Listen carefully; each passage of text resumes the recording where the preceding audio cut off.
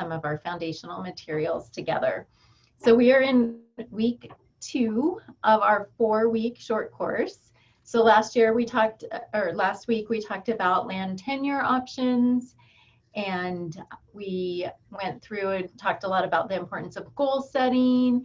You had some homework assignments that we're going to be talking about. So this week we're going to delve in more into assessing your financial position. And then next week we'll be going into finding and assessing farmland, and then more specifics about leasing and buying land. So just a review of the homework that we put out there. So one was to look at your key financial documents to make sure you could compile those, and then to check your credit report, and then thinking more about your personal and life goals for your farm or ranch business, and are they consistent? Is that something you need to talk about within your family or with your farm partners? And then what type of farm do you want to have, and who will your customers be? How will you make money? And all of those things are going to play into this week's webinar, as well as this week's homework. So we're going to do some polls, and so a poll is just like a little bit of a survey that I'm going to launch from the computer, and you should be able to click on the answer. And I want you to know that these are anonymous, so it's kind of a touch base about the homework. So the first poll I'm going to launch is about your financial documents. So you should see it on your screen. So were you able to locate your financial documents? All of them, most of them, a few, or none? And I can see like how many people have been able to vote. And so I'm just going to give it a second in case one more person. We have 6 out of 7 attendees that voted.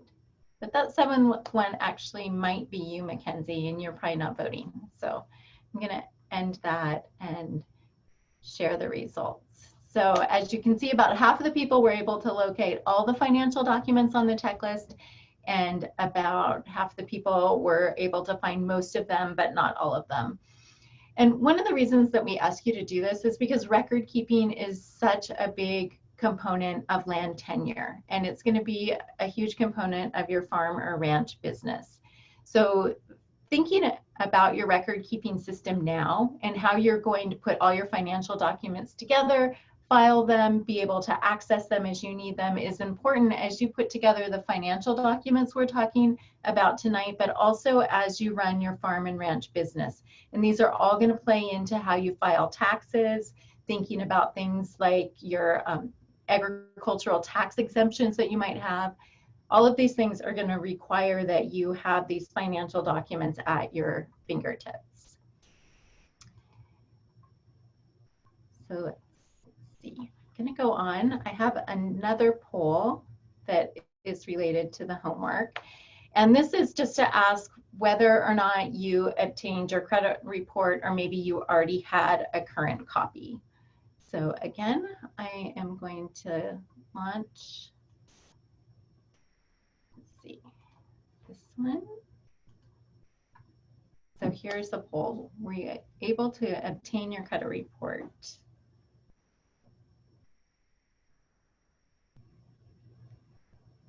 So that's great, 1 more person. Okay, awesome. I'm gonna share the results. This is awesome. Most people already had a current copy of the report, and the one person that didn't was able to get it. So that's great. And it's really important to know where you stand. And that's one of the first things that a lender is going to ask you is, what is your credit score? And that could be something also that somebody who owns land that you might want to lease it from is also going to ask you questions like that. And we'll get more into that a little bit later tonight. Let's see. Okay. So I wanted to also, we went through this land tenure readiness self-assessment worksheet, and that was part of your homework. And again, asking you to really tighten up those farming and ranching goals. And then there were a series of check boxes that were about your readiness. in terms of what we know as people who are really involved in land access, work with a lot of people that either lease or manage loans for land tenure. These are things that are real indicators of readiness. So when you went through those, the last question was how ready, when you're looking at those different things that you need to have available, information that you know, how ready do you feel you are to engage in a land tenure agreement? And so that is our next poll. So after going through that worksheet, how ready?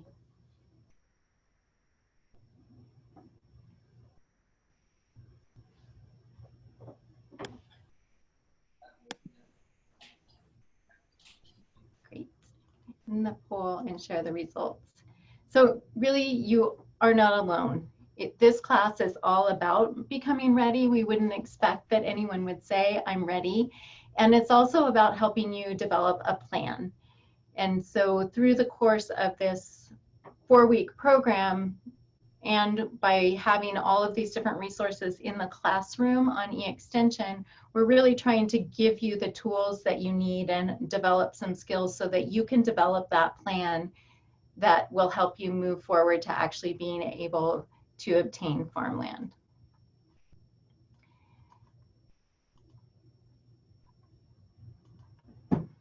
So this is an opportunity for each of you to share. And so I just wanted to go around and have everybody again state their name and their location so we get to know each other a little bit more. And then if you could share one step that you identified that you need to take to be ready to move forward with obtaining farmland. And I am just going to go ahead and go through, I think I'll just go through as people on my screen. If you want to pass, you can pass, but it'll probably be easier just to kind of do the round robin. So Tommy Talent. We're doing a Tommy Talent and dealing with our children right now, but we live in right outside of Idaho Falls currently, and one step that we identified that we need to take to move forward is to know exactly where we want to be. Yeah, we live in the city right now in an apartment, and we know we want to move out and away, but we kind of need to figure out exactly where we want to be first in the general region, but not sure exactly where. Great.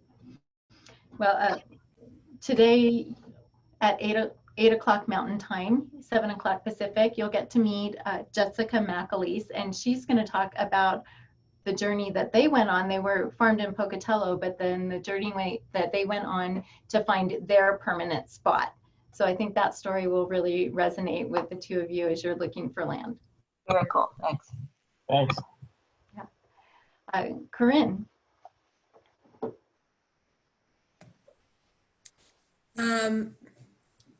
Hi, I'm Corinne. Again, we're looking kind of west of Boise, or even trickling into Malheur County of Oregon for our land. And something that we identified a couple weeks ago, I was kind of saying to Colette at the beginning of class, we tried to buy some land and found out that you need a lot more down for a ranch than you do a house. So we need money.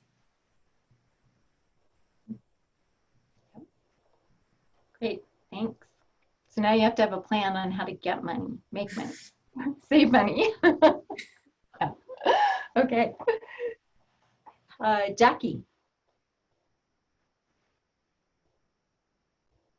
Hey, I'm Jackie. I'm currently living in Twin Falls with my husband. He's actually working right now, so he wasn't able to join in tonight.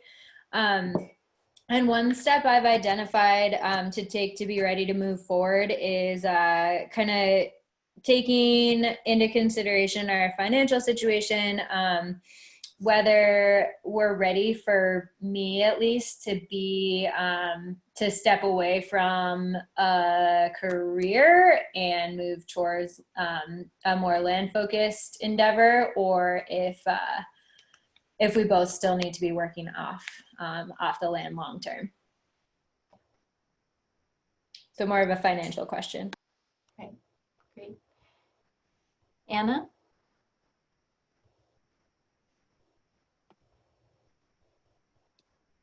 So yeah, I'm Anna. I live up here in Moscow, Idaho. I'm hoping to stay in the Palouse if possible. Let's see. One thing I identified was that I need to look into financing, which I'm pretty sure is going to be a lot harder since I'm single and have student loan debt. So that's a big challenge for me. Yeah, so one thing that you might be considering if you're looking at having land and building a farm enterprise is whether or not you have a lease step in between now and becoming a landowner, so that you have some financial records about and experience about what you can produce and how that could contribute to a land payment and your overall financial picture. So just something to think about, that on that land access journey, there might be some steps that are not land ownership. Emily. Hello. We have gone through the process of looking at a small 12-acre, well, we put an offer in up by McCall because we have a vision of a bit of a mountain escape plus some ag land. So we learned a lot in that process. But now that was a good practice and we are rethinking a few things. And now that my dad has property in Fairfield, it'll be interesting to help him navigate that a bit and just learn this year of how that actually goes. And he's not trying to grow anything yet, but so that's one interesting. And then just getting on the same page as my husband with his career goals is really where we're at probably for the next year or two. So that's where we're at. Great, thanks. Okay. Janelle and Ryan are typing into the chat because they don't have audio, but they can see us. So they're located in Hayden and they'd like to acquire more business financial training to begin to build a larger scale operation than their current one.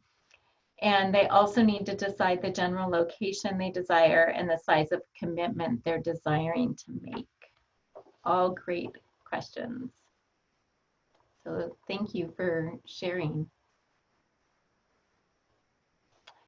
So as I talked about last week, this class is really focused on learning by doing and focusing on skill development. And so what we're going to be looking at this week are creating key financial statements and what lenders and lessors would be looking for from you.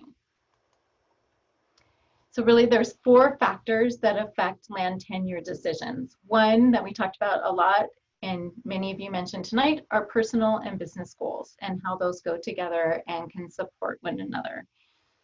Another thing is your current financial position and being able to not only know what that is, but share that with others. Understanding the capital needs of your business.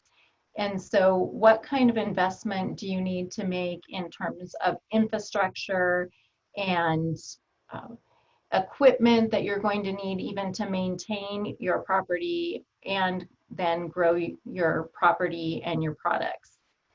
And then what's the earning potential of your business and how is your business going to be able to contribute to paying back the loans that you're taking out for your land and perhaps also operating loans. So these land tenure situations come with financial obligations. So it's not only important to understand the cost of the land, whether you're buying it or you're leasing it, or even if you're inheriting it, because that will also have costs, but you have to factor in the costs of maintaining it over time. And so that includes being on your radar, things about property taxes, upkeep, insurance, and the like. And so those are things that you need to start at least estimating what the cost would be as you're laying out your financial picture. So there's three main financial statements that we use in agricultural businesses and in many businesses to essentially understand what our financial position is, whether or not our enterprises or our farm overall is making money, and then what our cash flow looks like, so we know when we need infusions of cash to be able to have our business float. Because you can have enterprises that make money and they can be profitable. And so when I'm talking about enterprises, within our program, Cultivating Success, we encourage people to look at their enterprises separately. So you may have a beef operation that you know is making money over the long term. However, it's taking several years to raise an animal before you actually see a return on that investment. So when you pencil it out, you're going to see that, yes, you are going to make money on it, but when that money comes in, could cause cash flow issues. And so you have to have money available, whether that's in the bank or maybe you have operating loans that help you get through those tight cash times until you can get the income from the sale of your product. If you have multiple enterprises on your farm, like last week, I believe it might have been you, Corinne, that was talking about some type of agritourism, like farm stay options. So that is one enterprise that you want to look at. And you would have an income statement for that enterprise. You would also have an income statement for your beef operation. And so you'll look at those as individuals to see whether or not they're making money. And that's a glimpse. And you can understand the potential of that enterprise to contribute to your farm or ranch. However, you need a cash flow statement so you, again, can understand when money comes in and when money goes out. And so in a situation where maybe you are Airbnb on your property and you're seeing that as income that's going to float you through some of those times where you have lean income from your animal or fruit or vegetable operation, then you would be penciling all of that out in your cash flow statement. So we'll look at those things in more detail tonight. Before I go on, I just want to ask, does anybody already use a balance sheet? Corinne says yes. Okay. How about an income statement? Has anyone played with like developing an income statement, or so maybe one or two people? And then the cash flow statement. Has anyone developed a cash flow statement? Okay. So we will go into these in more depth. In the classroom, there's a lot of resources and some spreadsheets to support what I'm talking about tonight, and these slides will be available as well. I'll also say that we will put links into the classroom for a 4-part webinar series that one of our colleagues did this spring in Cultivating Success that was much more in-depth on each one of these financial statements. Okay, so I'm going to start off with the balance sheet. So the balance sheet details your assets and your liabilities and helps you calculate your net worth. So you can have a balance sheet that focuses on your personal assets and liabilities, and also a balance sheet that focuses on your business assets and liabilities. And it's really important for you to keep your personal finances and your business finances separate. And when you're thinking about setting up your farm, you definitely want to have 2 balance sheets. Your personal assets might support the start and floating your business, but you need those finances to be separate. And we can point out some great resources to think about how you actually structure your business and think about how to hold that land, and whether that land is going to be owned by your farm and ranch business, or it's going to be owned by you personally, and maybe you lease that to your farm and ranch business. Those relationships you put between your personal finances and your business finances would play out in your financial statements. So a balance sheet, again, has your assets. So those are the things that you own. minus your liabilities, which is what you owe, the debts you have, and the result is your net worth. So let's look at this in a very simple personal balance sheet example. So here are your assets. You have some money in savings, you have a car, you know, the asset that you would want, the amount you would want to put on your balance sheet for your car is like, if you sold your car today, what would the value be? So that current value of your car. And your real estate, if you already own real estate, that would be the market value of your real estate. So you add those things together and you get your total assets. And then you look at your liabilities. So you might have some credit card debt, maybe a mortgage on that land. You might even have a balance due on your car. And so those are your liabilities. And then you add those up. So you subtract your liabilities from your total assets, and that's how you get your net worth. So so the next thing you want to do is you want to understand not only your net worth, but also your net worth percent. And so I'm going to show you how you calculate that. So from the previous balance sheet, we have the assets, total assets of $113,000, liabilities of $51,000 with a net worth of $62,000. So to get your net worth percent, you divide your net worth by your assets, and it gives you your percent net worth. So the reason that this is an important financial ratio is because lenders' requirements vary, but if you have a negative or low percent net worth, it may be really difficult to secure financing. And so thinking about that in your land tenure plan, this is where you may have some intermediate steps of being able to build your skills on leased land and develop more equity, whether that's in equipment or you are developing assets by putting money away into a savings account for that plan to be able to increase your net worth percentage to meet a lender's requirement. What's like a target? Like you want to be like 50%, 25%, or it's like super all over the map? That's a really good question, and I don't know what a target would be, but that is a great question that you will be able to ask. We'll have an actual lender on from Northwest Farm Credit on our 4th week. And that's one of the questions that I will put to him to be prepared to ask about looking at what that range is. Depending on the program that you apply to, there's going to be a variation in what people are looking for. And this is not the sole indicator of whether or not a lender is going to believe that you're going to be able to pay back a loan. So there's going to be a number of things that they look at, and that's what our presenter in the 4th week will be talking about, is kind of that whole picture that a lender looks at and what the different pieces are. So I'll make sure that that's a question that I ask him to answer.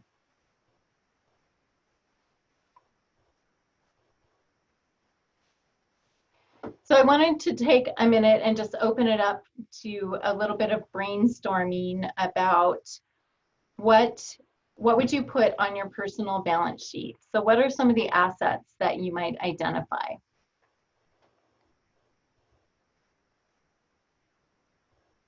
This is where you can unmute and jump in.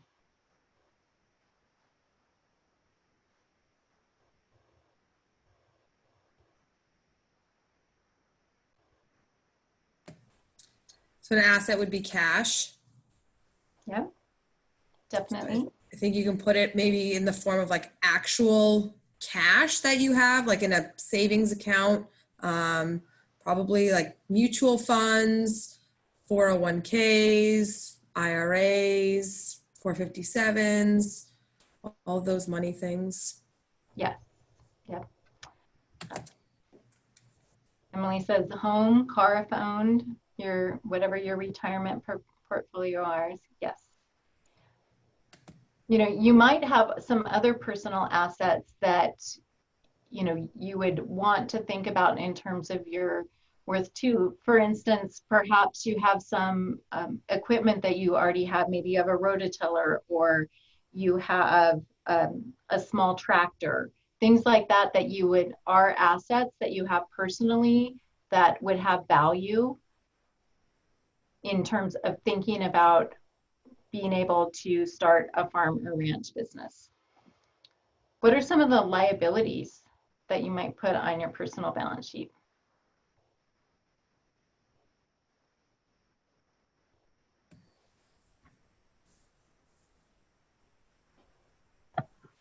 Personal loans, vehicle loans. Student loans. Yep, student loans, right? Mortgage, Mhm.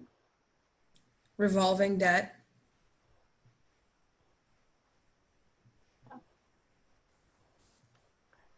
Any other loans you might have?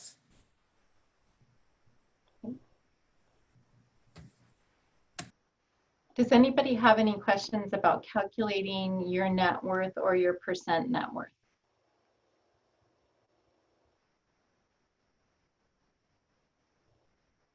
Okay, great.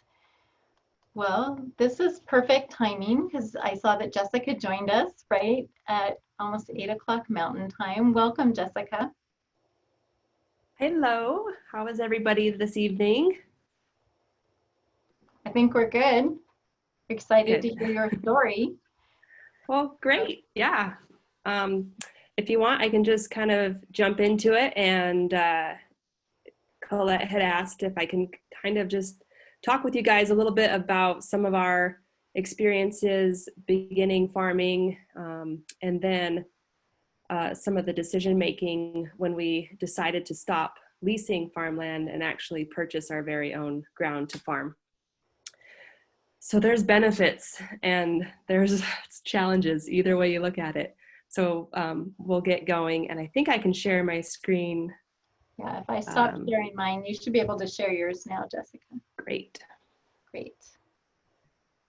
I did not have time to put together all the pictures that I wanted to today because it was just it's springtime, and as you guys know, this line of work is really busy in the spring. But I guess I'll just start from the beginning. When we started farming, this is about 12 years ago now. I was in Pocatello, which is southeast Idaho. And at the time, we leased land, about 2 acres, from an elderly gentleman named John. And that was pretty great for about 5 years. It was a pretty loose agreement.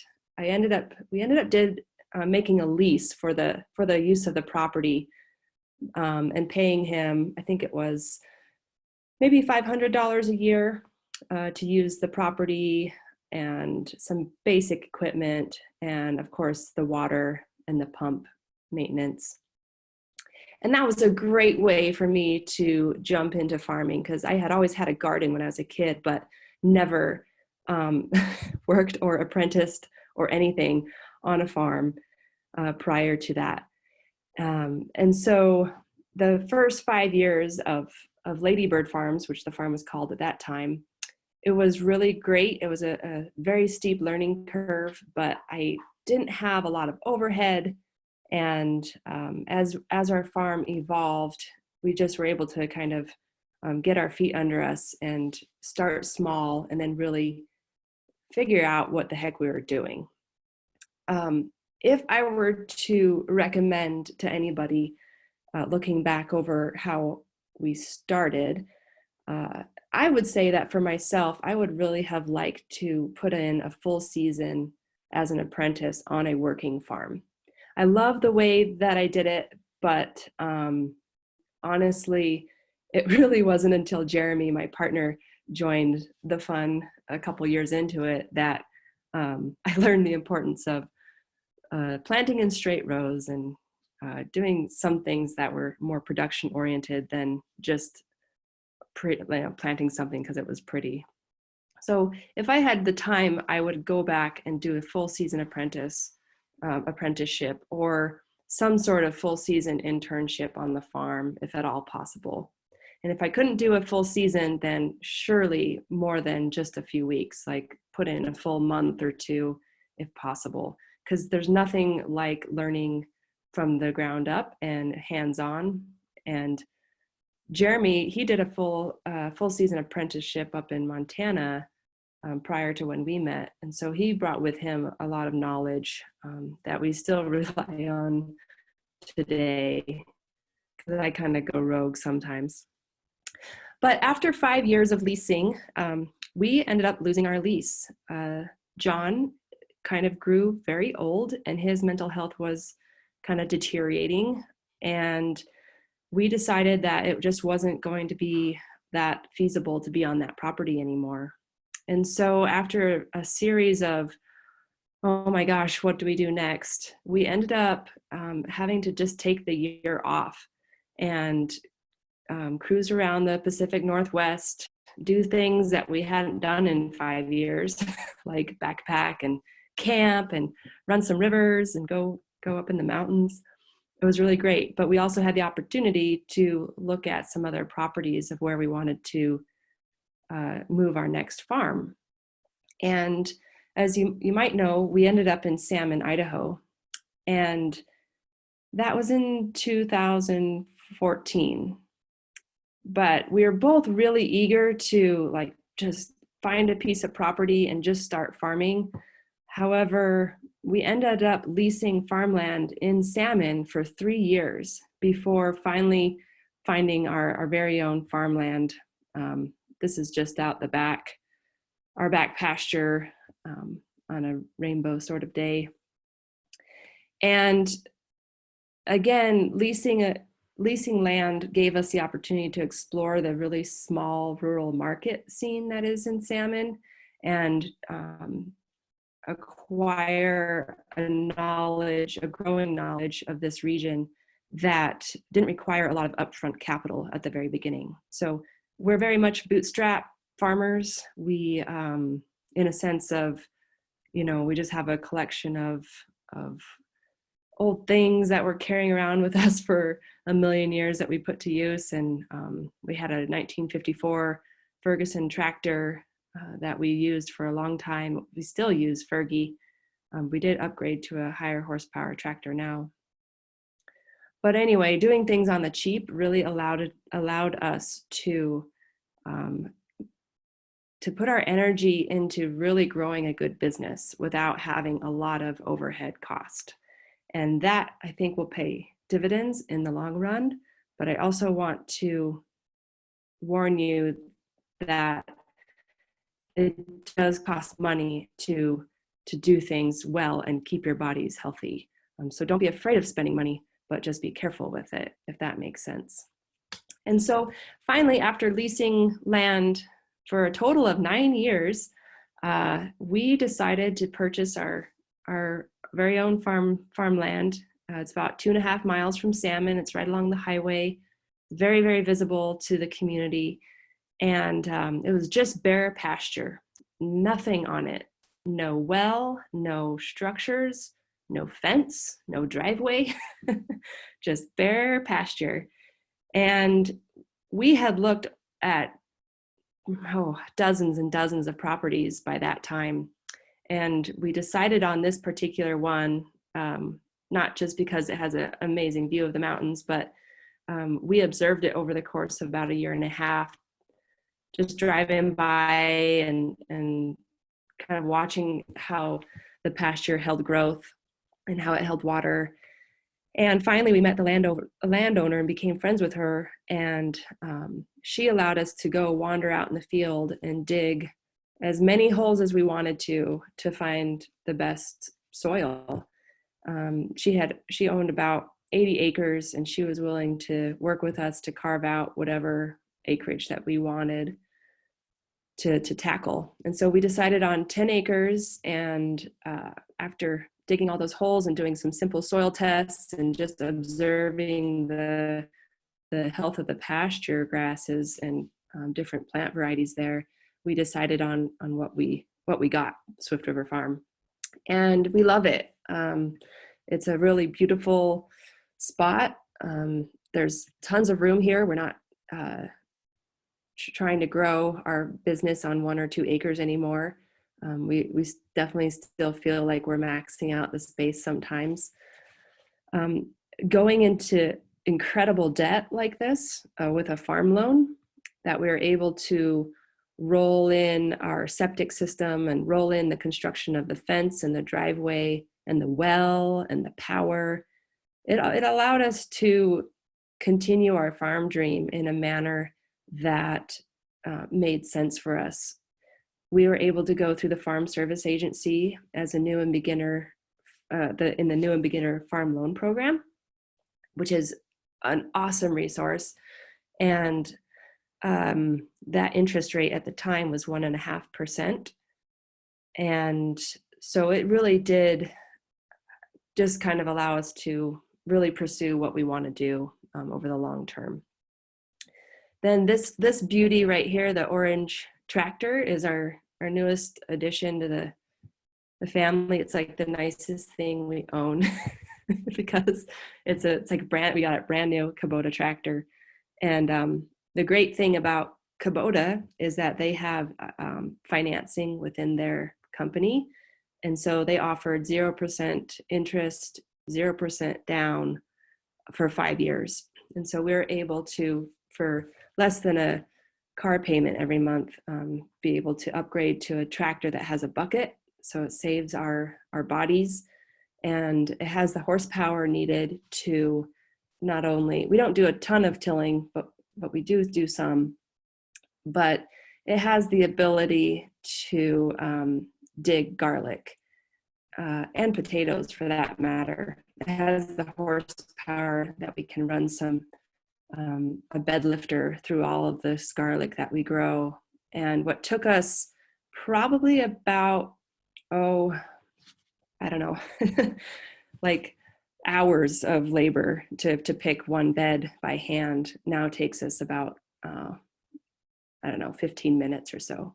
So it is worth it to make the upgrades that you need to on your farm.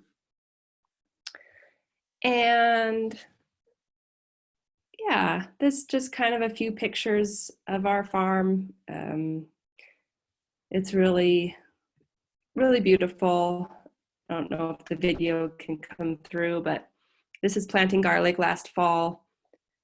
And owning our own farmland really has just given us the opportunity to have a little bit less stress. Leasing land, you kind of feel like you're always tiptoeing around somebody else's expectations, and if you're trying to grow organically, sometimes those expectations don't match up with your landowner.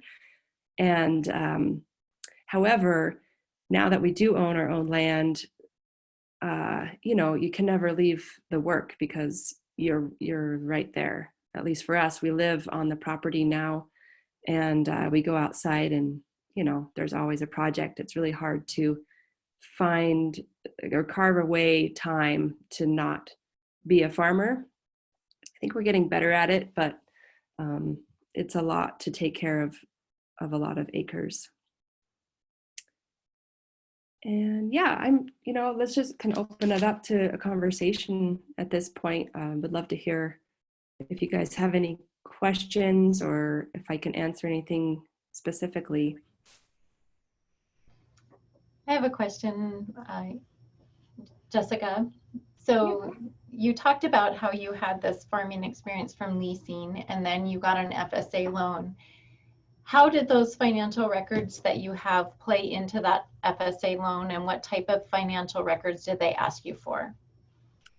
The financial records were absolutely critical. Like, we wouldn't have gotten the loan without the farm records. Not just the financial records, but like detailed history of farm production for 2 years. And I think that's still a requirement. So even if you're working on somebody else's farm, you can use that to your advantage as long as you're keeping records, and that's fine too. You don't have to, have your own working farm, but you can definitely be an intern or apprentice or an employee on somebody else's farm for those 2 years. And my the FSA agent that worked with us was great. He really helped us with the application, and it's just, for me, I'm kind of an Excel sheet sort of person, and so I just keep really good Excel sheets of income and expenses and crop yields, and can translate all that to production for the farm. I have to say, they didn't require a lot of the, well, I'm sure they kind of looked into more detail of the assets and things of that nature, but the FSA is just a little bit more, what's the word?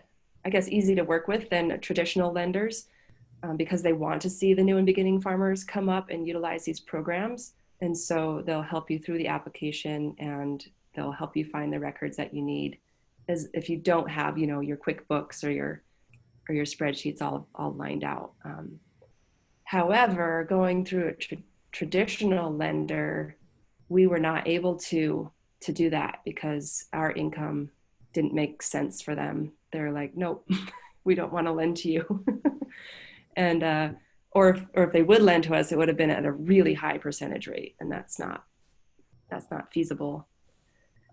The other part of our farm loan program that was interesting was that we did the farm ownership loan. So half of it is covered by the Farm Service Agency, and then the other half you have to find a private lender. And for us, that either meant going to like a traditional bank, you could go to a family member, or you could you know, find somebody else to private lend you that chunk of change.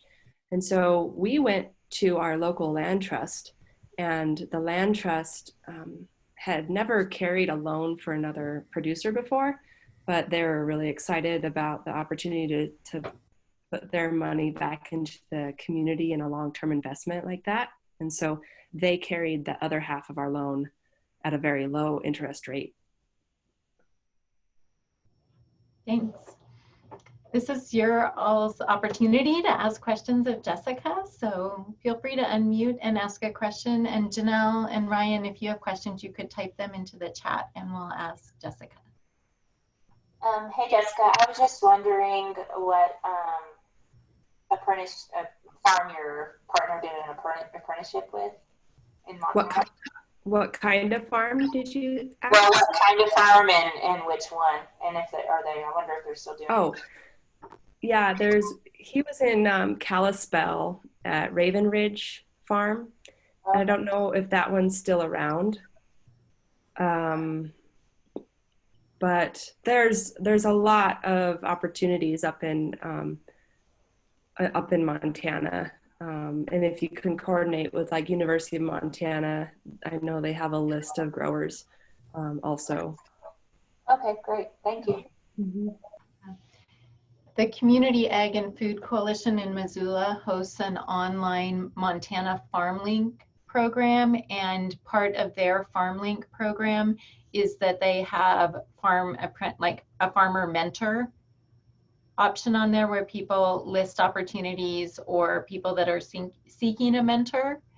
And then also, if you Google ATTRA, A-T-T-R-A, ATTRA has a list of, from all over the region, they have a list of intern and apprenticeship opportunities that farms choose to list there. But if any of you are looking for a specific area to look for an internship or apprenticeship, we can have a conversation about that and specific resources that I can direct you to help you find a place that you could intern or apprentice.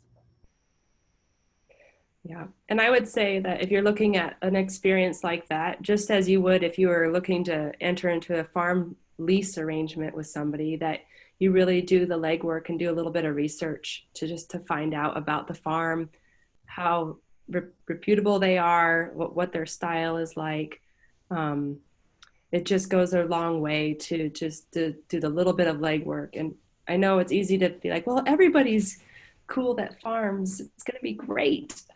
But When we lost our lease, when we were down in Pocatello, we went on to Rodale Institute, and we're looking at different apprenticeships and internships and different farm link sort of services that they were offering.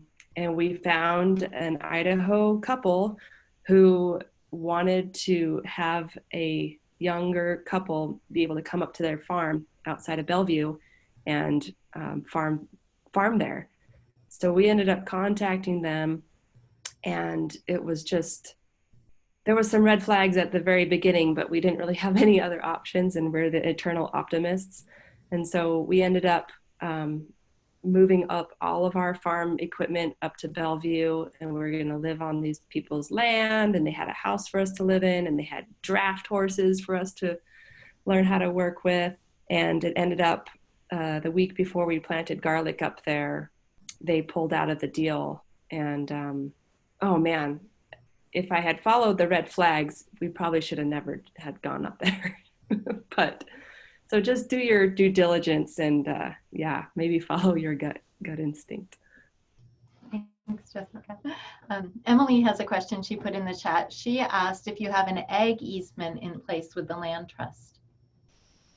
We don't have any easements in place with the land trust. This was a community investment. So most land trusts operate with they do easements, or they work with different nonprofits and partners that then they get stewardship money and to monitor those easements into perpetuity. And so as our land trust had got a huge setup of stewardship money that they were going to, like most nonprofits, put into the stock market and get a return on this money. And so instead of doing that, they're like, the stock market kind of is not a very sustainable thing. And instead of maybe getting a high return to, support Philip Morris or Monsanto, why don't we invest back into our community at a much lower rate, but it's going right into our local region. And so they kind of set a precedent for Idaho, and I'm really proud of them because it's a pretty small land trust. So now they're getting, 3% return on their investment for the next 20 years. But yeah, that's how that worked. And a great farm. Oh yeah. Community. Is there a study on this at all, that for how they structured the deal? I'm just super interested in that aspect and how we could share that with other land trusts.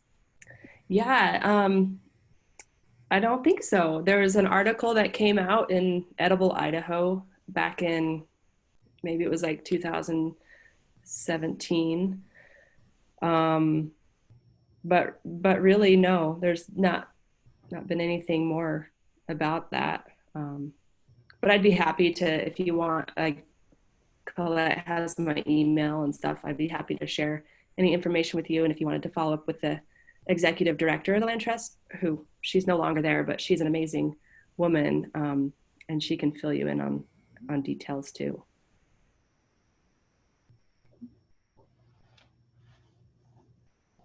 Any other questions from Jessica?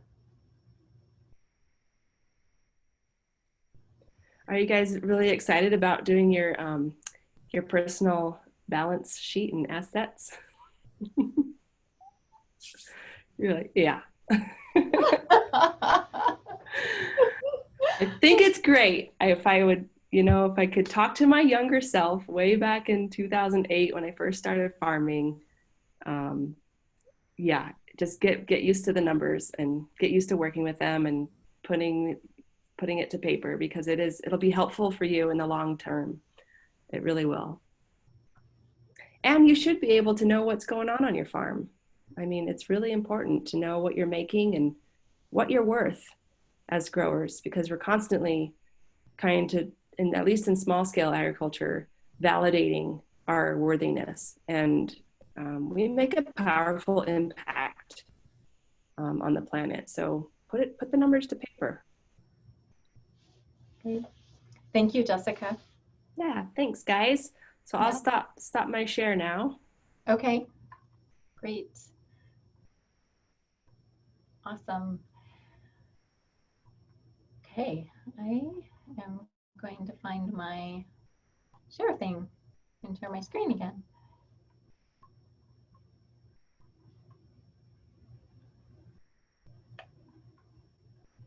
Okay, great. So Mackenzie, would you mind looking up Swift River Farm and putting their contact into their website contact into the chat? And I noticed that you also put the ATRA into the chat, so that's great. So Jessica is really remarkable, and their farm is really remarkable. So if you ever have a chance to go up towards Salmon and visit their farm or visit them at the market, I think you would find that it would be really lovely and inspiring. Okay, so with that, we're going to go back to the numbers, and we're going to talk about the income statement. Okay, so your income statement, like I said, it really details where your money comes from and where it goes. It's sometimes also called an earnings statement or a profit and loss statement. So if you do use QuickBooks or Quicken, you can run these reports, or a profit statement.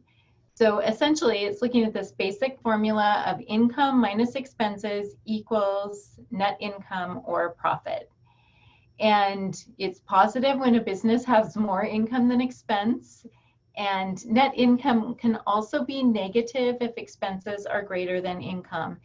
And what you may see growing your agricultural enterprise is that you have several years where you have a negative income statement.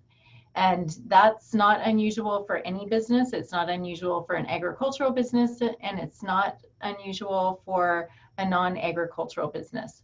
So thinking about your financial planning, about how you're going to pay for your land and your other equipment that you need, like Jessica said, they had this great way that they could pay for this tractor that really decreased their labor costs and was able to really help them over the next 5 years. So thinking about things like that, because you're going to be growing your business at the same time that you're paying for your land.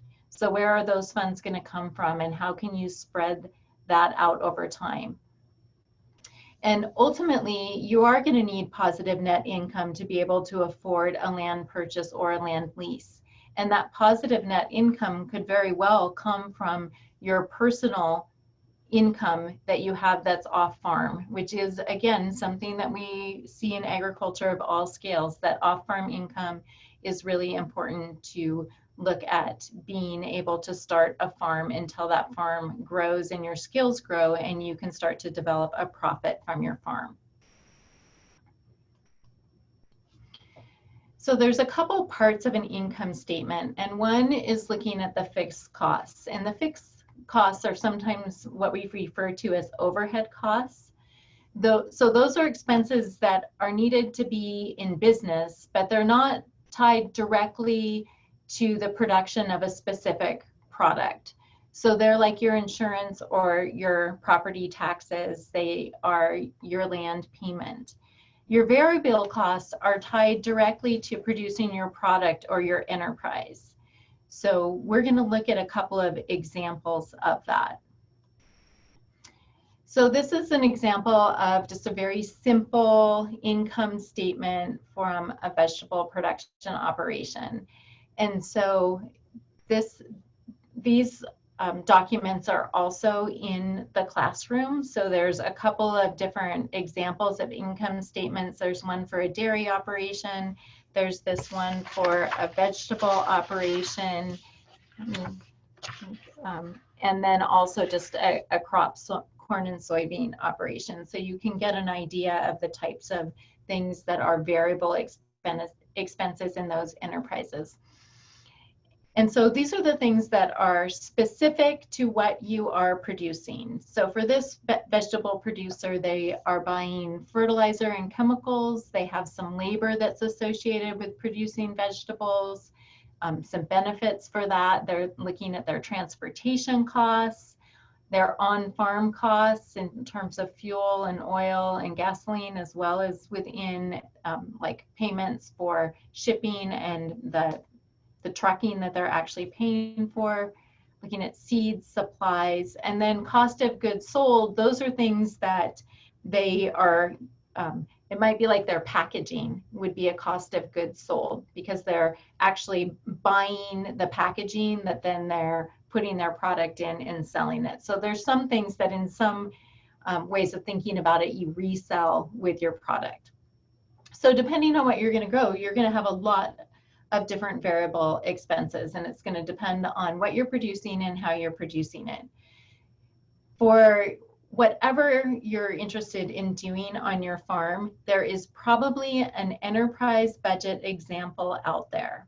So an enterprise budget essentially looks at these income and expenses for different type of agricultural products that you grow, whether that is looking very specifically at tomato production, or if it's looking more generally at a cow-calf livestock operation. So if you search for the type of enterprise budget you want, say you're saying pumpkin enterprise budget plus EDU, that should get you to some university-based enterprise budgets. And you can look at those to kind of become more familiar with what variable costs look like for agricultural enterprises.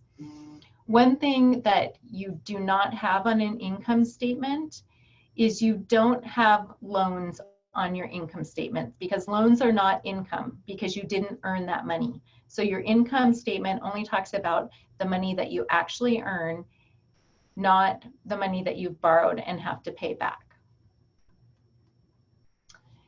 Looking at fixed expenses, these are the expenses that you have that might be general to your entire farming operation. And sometimes, depending on how you look at those finances, you might have some equipment that is only used for one enterprise. So you consider that to be in your variable costs, but generally your fixed costs are things that are used across your farm.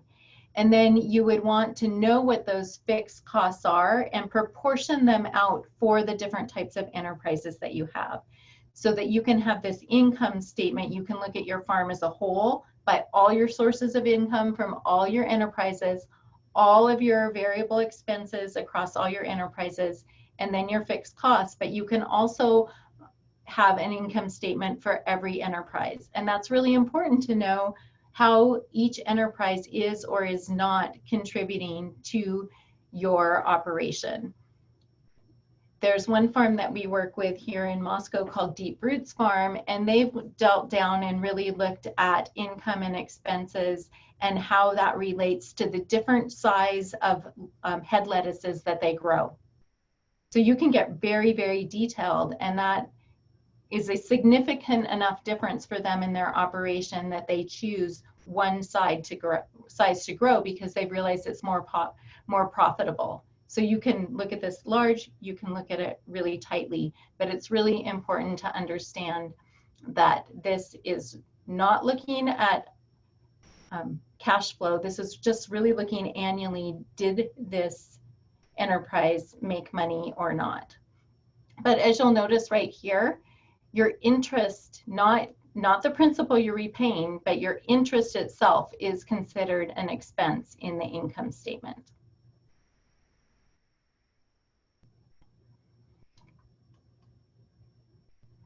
So I guess before I go on, I want to say that we are going to have an exercise that's homework that is going to be practicing using income statements. And again, there are examples of this in the classroom. It's a pretty high level looking at these different statements. Does anybody have questions about the income statement before we talk about cash flow? Okay. Okay, so now we're going to go on and we're going to look at cash flow statements. So a cash flow statement, it looks at the cash flow from three different cash flow parts. One is your operating activities. So this is what's coming from your income statement. So both your income and expense for operating. Then it's going to look at cash flows that are coming in from your investment activities. So you might have some things that are coming in that way that are returns. And then also from your financing activities. So it's going to look at the money that's coming into your farm because of financing, and then also what's going out in regular payments.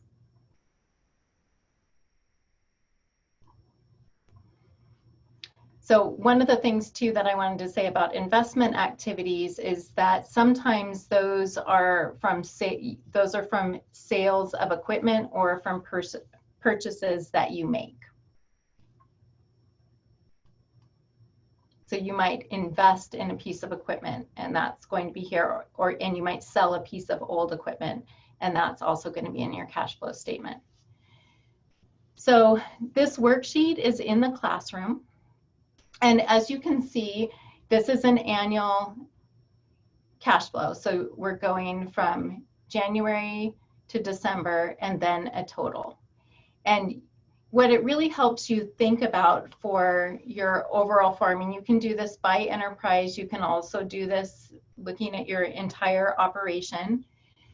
And it helps you think about when money's coming in and when money's going out. And because you have this income and you have your costs, and this goes down, I couldn't put all of this spreadsheet in this one PowerPoint for you to see it. At the bottom, there's a running total. So if you have, let's say you are doing a vegetable enterprise, so you have a farm like Jessica's. So your income is really going, if you have a community supported agriculture program where people pay up front at the beginning of the year for a share of the harvest, you might get income, depending on when you start to advertise that, a little bit that would be here considered retail sales in February, maybe some in March, but most people pay their CSA here in April. And then you're going to, even if you're starting the farmer's market season and you're going to be at market because that's your second market, you're not going to have a lot that's growing unless you're doing plant starts in May. So you might have relatively smaller amounts of income in May and June until your production really starts July, August, September, and then it drops off. And then you could have no income from November, December, all the way back to January. And most of your variable costs, at least on getting your things in the ground, a lot of that's going to come when you buy your seeds in January, when you're growing things out, your starts in February. You're still paying, if you're heating a hoop house or a greenhouse, you're paying for your planting soil, you're paying for your compost or your fertilizer. So you have all these inputs that money's coming out. So there can be times within your year, even though you know you have profitable enterprises, where you have a negative in your cash flow. And so you'll need to be knowing where those lean times are, and then what money can you put into your operation at that time to float you through your cash flow. And so this is really going to help you understand your financial planning. And if you are able to have off-farm income that you're going to put into your farming enterprise and then draw out at another time, you can plan that. Other lenders like Northwest Farm Credit, they provide operating loans, knowing that there's these lean times within your production, your annual production, where you're going to need that infusion of cash, and then you can pay that operating loan off within this annual cycle when you get the income from your crops or livestock.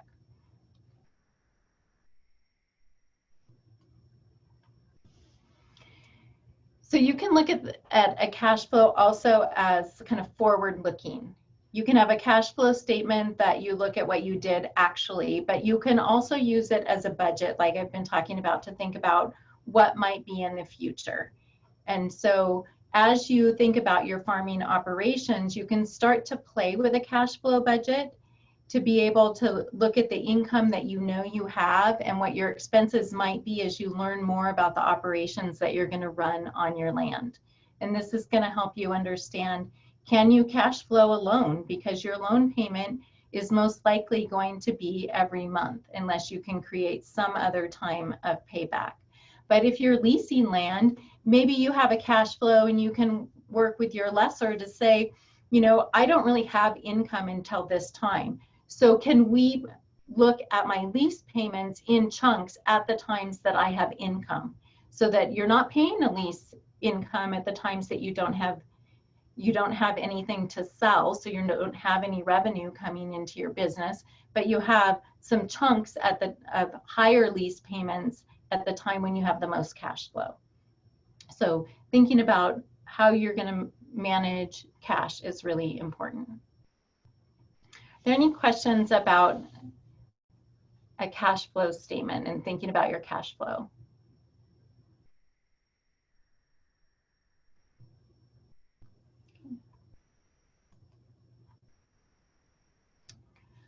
Okay, so our next step is to just talk a little bit about what you might expect from a lender or a landlord in terms of financial information. So both leasing and purchasing land require a financial commitment. And a landlord's going to want to make sure that you can make lease payments on time. And a lender's going to want to make sure that you can repay your loan. And both may require documentation to prove your creditworthiness. And so this is pretty much, I can guarantee a lender is going to require documentation of some sort.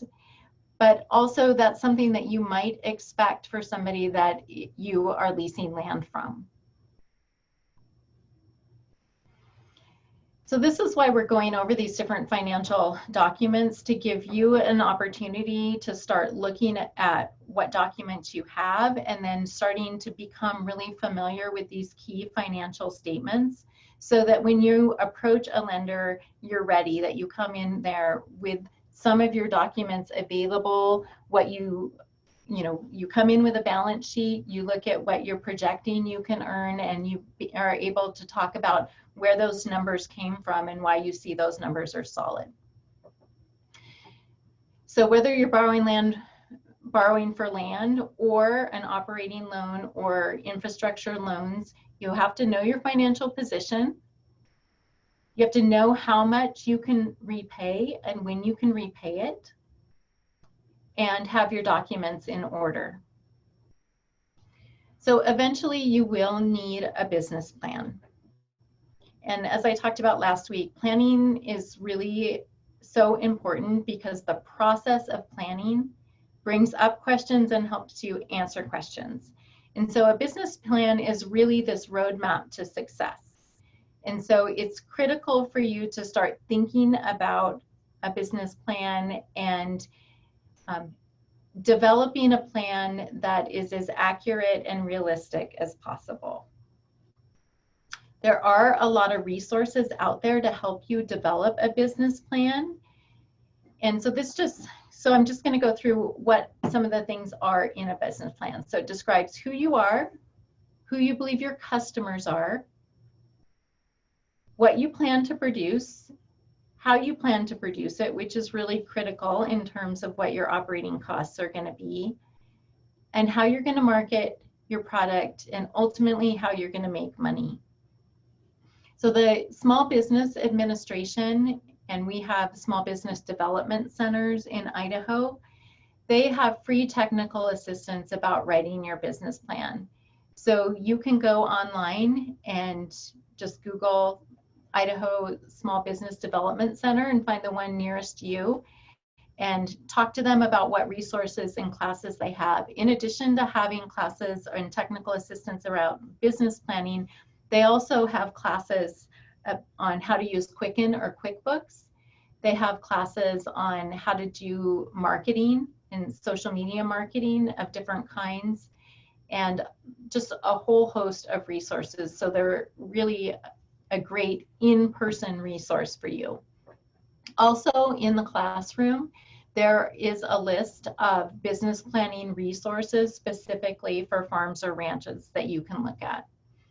So again, we just really want to introduce you to the concept of a business plan and let you know that this is something that you're going to need to develop, especially if you're going to work with a lender. And producers that I know that actually do develop a business plan and modify it, it's been also really helpful for them to think about how they wanted to structure their markets and move towards meeting their personal and business goals. So for instance, there's a farm that I've worked with for a lot of years that's outside of Sandpoint, and it's a blueberry farm. And Stan has always done a really good business plan.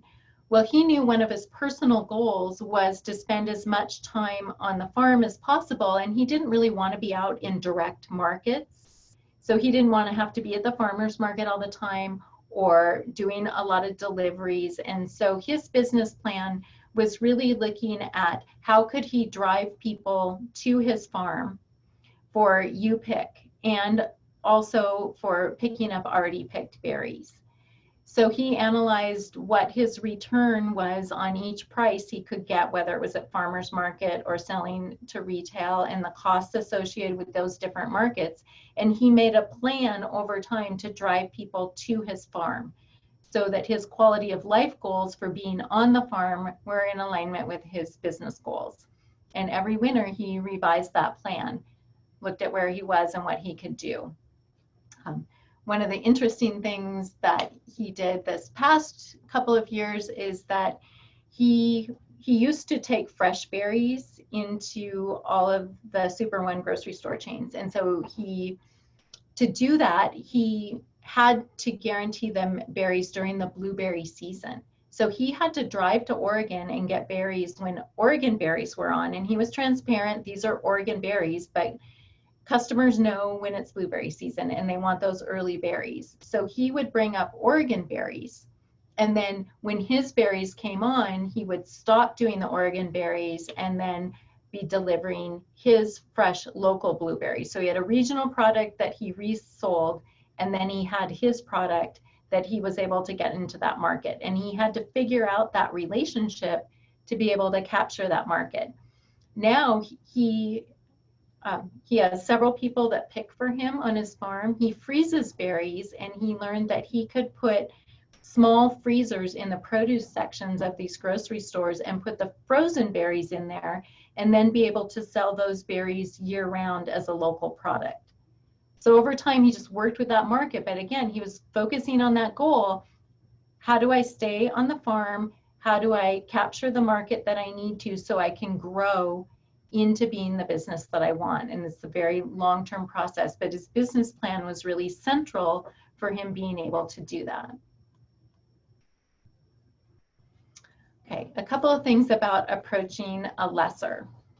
So when approaching a lesser, you're really going to need to be able to demonstrate that you're going to be a reliable tenant. And financially, they might want references. And this is something that you might also want of them, as Jessica talked about, that, you know, there's a relationship, and that's a relationship that you have to grow and then negotiate over time. So references is going to be important. And they might ask you not only to demonstrate that you have a financially sound plan, but also that you have the production skills and the land stewardship skills that they're looking for their property.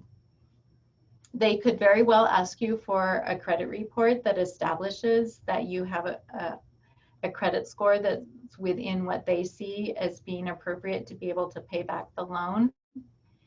Again, they can ask you for that cash budget, wanting to know that you're going to be able to make your payments when you say you can.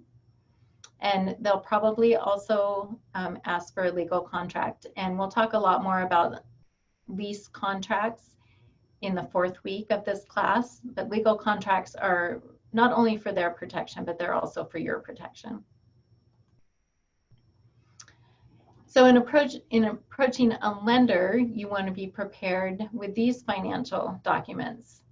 They're likely going to ask to see your tax returns, which is why we asked you to see if you could be able to find your last 3 years of tax returns. They're going to ask for references. They're going to want a credit report.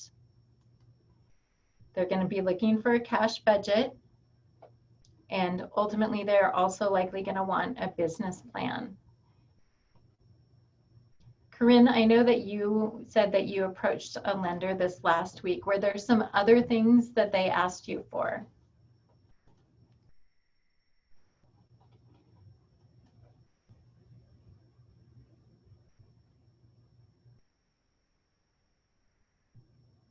No. Okay. Emily, what about you when you were looking for? Yeah, I was gonna say, so we were under, they have a rule. It didn't have any buildings on it at this point. And so the ICCU, Idaho Central Credit Union, they have a 15-acre max that they'll do a land loan on. And it was a pretty high percentage, and they expected we had to give a brief summary that we would be building on it, and they didn't want to know that we were thinking about agriculture, basically. They're wary of agriculture investments, so we were technically like building a cabin. It was outside of the McCall area, and they wanted to know we were going to build like a 3,000 square foot home. And they just wanted it written out and that we would do it within, I think it was 1 to 3 years. And then they were hoping that we would convert the loan to a construction loan and then ultimately mortgage the property with them once we had put the building in. So that's a really good example of some of the challenges with conventional lenders when you want to farm. I was in a conversation with the former director of the Ag Visions program with Northwest Farm Credit, and they're the ones that do a lot of agricultural loans. And they said that actually in the fine print of some loans from conventional lenders, it can actually say that you can't do agricultural production on the land. So to be really careful when you're working with a lender to make sure that your loan documents are in support of the use that you want to have for that piece of land that you're purchasing. I guess to add in too, when we went through the process, that everybody was kind of pointing us in the direction of FSA, but it sounds like none of us actually live on a farm or have any type of experience yet. So that was a big problem for us, is because we didn't qualify. We didn't have 3 years of recent experience. You know, we went, I think I called like Bank of America or Wells Fargo, like a big company too. And kind of like what Emily said, we were having too much land that they just weren't even interested in lending to us. And then some of the smaller credit unions before I found Northwest Farm Credit said that we had to have 35% down. That was kind of shocking. Yeah. For us. I forgot to add that part. Yeah. So Corinne was saying that with the Northwest Farm Credit Services agent that she got in contact with, that he was going to really be helpful in terms of filling out all of that paperwork and walking through that process. Yeah, they're at least like entertaining our idea of buying this property, whereas everyone else was like, we're not interested in helping you with a loan at this time. So we're going to see how it goes. I haven't filled out the paperwork yet, but got it. And I think I mentioned earlier the Ag Visions program, and it's definitely something to check out, because I was telling Corinne that they have an incredible amount of educational programs for potential buyers. And if you end up going through their Ag Visions program and you do go through their educational programs, it can take like 1/4 to 1/2 point off the interest on your loan by that education. And they do a lot of mentoring because they are all about agriculture and they want you to be successful as a farmer or rancher. And they're going to also understand things regarding operating loans, infrastructure, be able to help you think through what it is you're going to need on that piece of property, because agriculture is their specialty. And they really understand and work closely with other government agencies like FSA. Are you describing Northwest Farm Credit or? Yes, Northwest Farm Credit. Okay. And our 4th week, we will have a Northwest Farm Credit loan officer that is going to be on the program and is going to talk about what they look and other lenders look for in terms of applicants, people that want to buy land and to get a loan.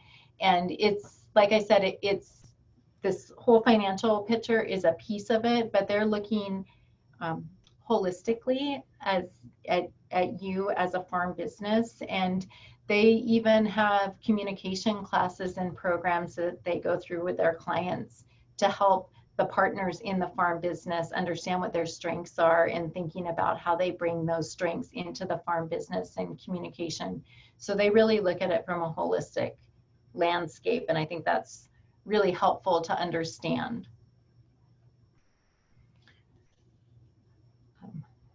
Okay, so just a reminder, there are a lot of resources on the Extension campus, and that we're primarily looking at section 2, the financial assessment section, for the resources that we're going to use for this coming week's homework. So I wanted just to spend a couple minutes giving everyone an opportunity to talk about some of the case studies that they looked at, and if anything stuck out to them about the land tenure journeys that the folks in these case studies did. Any lessons that you learned or ahas that came from going through those case studies? Well, we chose the case study with Adam, who is a veteran. It was from Veterans Farm because my husband's a veteran and is still serving in the Guard. So we were interested in that and read through it and thought it was really cool that there's a lot of programs for veterans to acquire land. And the farmer in this situation, he got land, was able to lease land basically for free. They lease it to him for $1 a year. So it's more of a charity lease than anything. So that's something we're really interested in and I'm going to look into. We're also looking into the potential for using a VA loan to purchase land and build, because it's 0% down. So Corinne says no. Don't do it. Yeah, I mean, unless you find something else, because my husband's a veteran and I'm active duty still, and unless you're buying, like, it needs to be already with a house on it. So like you're buying a house that just happens to have all this property. Because we were looking into that too, because allegedly the VA loan has a lot option. Allegedly they have a construction option. And from calling around to like VA accredited lenders out here in South Carolina where we're at now, and in Idaho, no one's actually heard of anyone getting one of those approved. Yeah, we've heard about that several years ago when we owned a house in Georgia, and the construction loan is pretty difficult to get. But I guess you can mortgage it through a different type of loan. I can't remember what it is. Or mortgage it with the builder or something and then transfer it into. Yeah, and then you refinance with the VA once it's built. Yeah, I think so, yeah. But I don't know what that would take to put money down. We don't have a ton of savings, so that's an issue for us. Us too. So you might want to contact Vicki Carter with the Spokane Conservation District. They run a program called Vets on the Farm. Okay. And they would be really familiar with the different types of programs that are available and be able to route you to some people in the region to talk to. And it's Vicky Carter from what? I'm sorry. It's Spokane Conservation District. I think Mackenzie will be able to find it and put it in the chat. Okay. And it's called, the program is called Vets on the Farm. And So, Corinne, I don't we were have- looking in possibly Oregon, right? I think they have a really, OSU doesn't, they have a pretty extensive program too. Yeah, Oregon has aside from the federal VA loan, Oregon has their own totally separate VA loan that they do and administer as a state, which is really cool. We found out. And the gentleman, I'll tell you where he was from. In the Vail office was super cool and was just handing out tips. This is totally sidebar now. It was handing out tips that was next time you go to the doctor, make sure you mention this and that because it'll come up on your VA rating. And I was like, oh, good to know. Just if that applies to you. And I was like, interesting. So yeah, recommend reaching out to the gentleman in the Vail office. Awesome. Thank you. Mm-hmm. Yeah. And Ariel Egenbrod, who is with the University of Idaho in Boise, she has, in the last 2 years, started a program called Harvest Heroes that is also working with vets who are interested in getting into agriculture. So she might be another contact about specific resources in Idaho related to veterans and different agricultural programs. So she's in Ada County, and Mackenzie can put her email in the chat for you.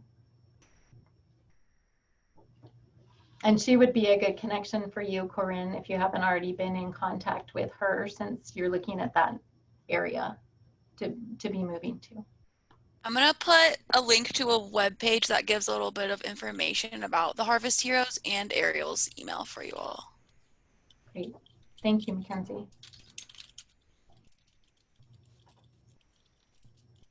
Any other things that you found interesting and inspiring, questions that came out of the case studies?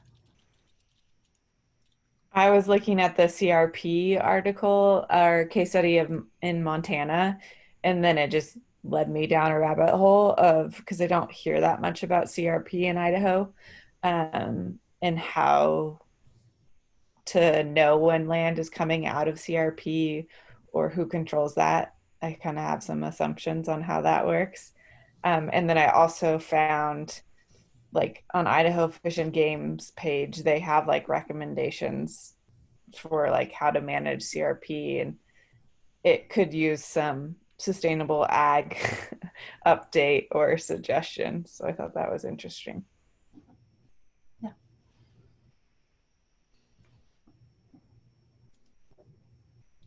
Great. Any other thoughts about the case studies?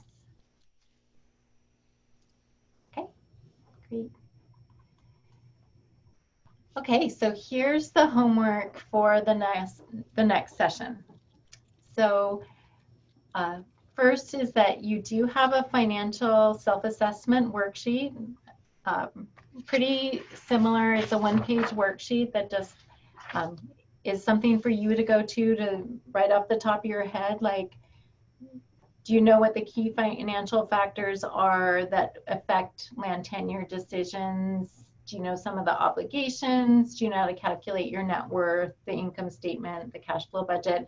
I'd recommend that that's something that you go through first before you do the assignments, and then maybe go back to it after you've done the assignments and see how that might have shifted.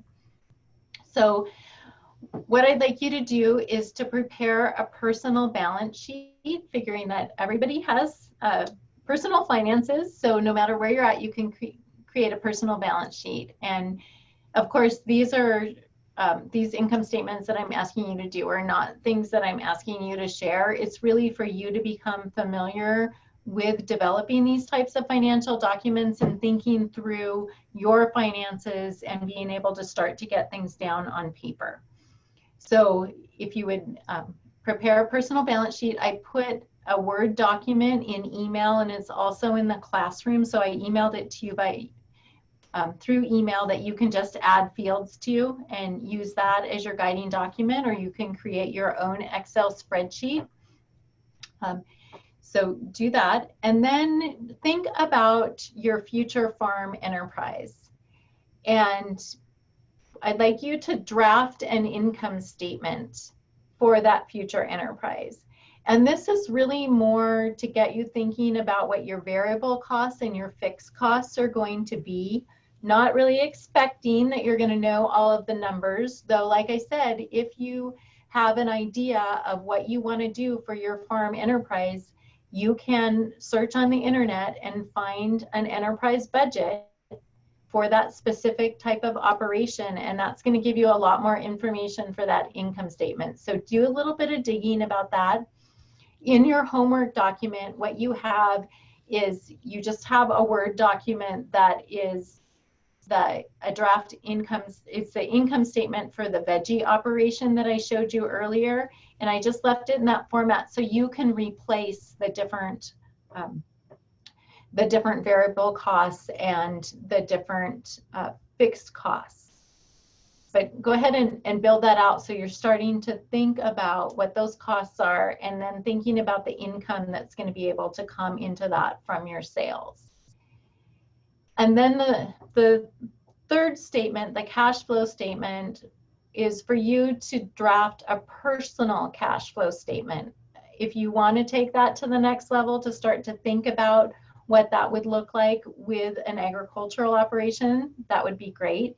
But again, using those financial documents that you put together already, take that information and draft a personal cash flow statement. So what does that look for you? What does that look like for you year round? So there is a cash flow statement that is for an agricultural operation. It's an Excel sheet and it's in the classroom. You can take that and you can just adapt that to be a personal cash flow statement. And then next Monday, to be ready to share some of the things that you learned or maybe places that you got stuck as you were working through developing those different documents. Does anybody have questions about the homework?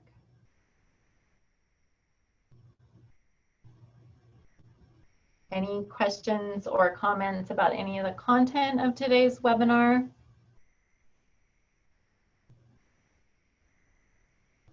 So doing this work is going to be really, it's going to be great for you moving forward to become really familiar with these now and be able to have a strong understanding of the financial aspects of owning farmland and running a farm business. So I know sometimes these are some of the hardest things to get through. It's a lot more fun to talk about assessing land and soils and things like that we'll be talking about next week, but these financial pieces are really foundational for you to be successful. So with that, if between now and next week you have any questions, please reach out to me or Mackenzie. We'd be happy to help you and connect you with resources or answer any questions that we can. All right. So thanks. I have a question. Sure. This is creepy. It seems like some of us are all like researching kind of the same stuff, and I didn't think that the emails you sent out weekly had everyone's emails. If people like consented, could we share emails so like even after the class we can all like, share resources and stuff that we're finding kind of pertaining to where we're all at in our life trying to get onto some type of larger piece of property? If that's allowed. I'm happy to do that. Yeah, I did BCC everybody's email. If you would like to share emails, I'm really happy to do that. And I think maybe one of the things that we could say is if you prefer that your email not be shared, why don't you let me know before noon tomorrow? Just shoot me an email and say I'd like to not be part of that sharing. Otherwise, I'll put your name and emails together and send an email out to everyone so you have each other's contact information. Emily also suggested creating a Google Doc, and I would be happy to do that if that's something the group would also like as well. That works for us. Okay, and we can put contact information in the Google Doc? Yeah, also as a place just to share resources and information, I think, as well. Sure, that would be great. Okay, so we'll do that. Any other ideas before we adjourn for tonight? Okay, thank you all. Have a great week and enjoy the rest of your evening. Thank you.